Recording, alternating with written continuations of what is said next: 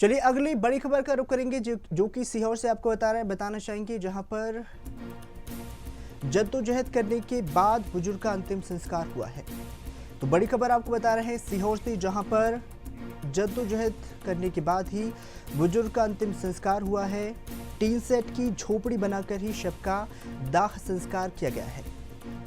बताना चाहेंगे जिसमें परिजन और ग्रामीण परेशान हो गए हैं। शमशान में इस तरह की स्थिति उत्पन्न हो गई है, तो वही जिम्मेदार की कार्य प्रणाली पर भी सवाल खड़े किए जा रहे हैं।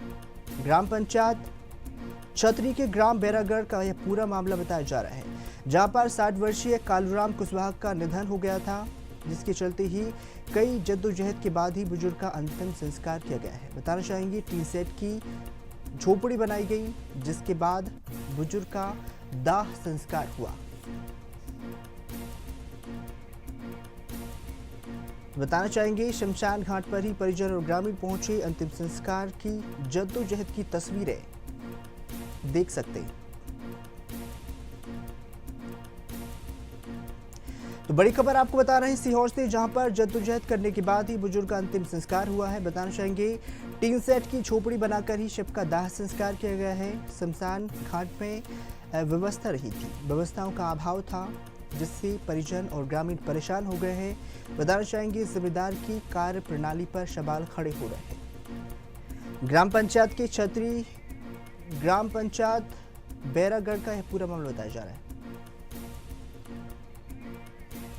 वही इस खबर पर ज्यादा जानकारी के लिए हमारे संवाददाता कन्हैया लाल हमारे साथ जुड़ चुके हैं। कन्हैया लाल, आपसे जानना चाहेंगे, सरकार कई योजनाएं ला रही हैं लोगों के लिए, लेकिन अगर धरातल की बात की जाए तो कोई भी योजना का क्रियान्वयन लगातार नहीं दिख रहा है।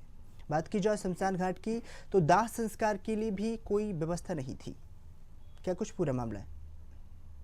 जी, बताना चाहूंगा कि जो शमशान घाट पर भी कोई सुविधा नहीं की गई है। वहाँ के जो सरपंच है उनकी लापरवाही साफ तौर पर दिखाई देती है। सरकार के द्वारा जो लाखों रुपए खर्च किया जा रहा है शमशान घाट को साफ सफाई से रखने के लिए, जब मुक्तिधाम ही सही से नहीं रहेगा तो फिर आम जनों को तो दिक्कत परेशानी को सामना करना पड़ेगा। बिल्कुल, क्योंकि कन्हैया जी, क्योंकि बहुत बड़ी बात है, क्योंकि कई सरकार बहुत सारे फंड निकालती है इसको लेकर ही, लेकिन जिम्मेदार जो है जमीनी स्तर पर ही इसका क्रियान्वयन नहीं हो देते हैं, और यहाँ पर भ्रष्टाचार भी देखा जा रहा है। टीन सेट की झोपड़ी बनाकर ही उनका दाह संस्कार किया गया।